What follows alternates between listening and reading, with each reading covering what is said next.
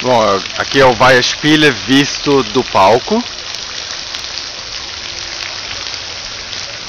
A tribuna.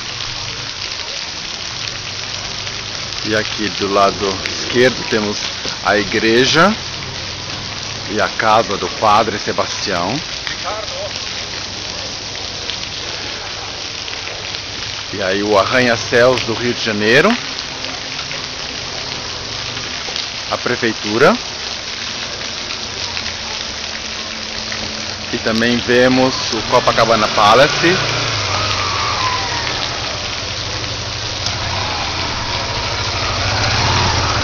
A praia de Copacabana.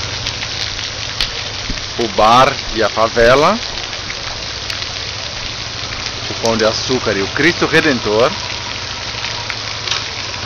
E ao fundo, a mansão do Sr. Martinho, Barão do Café.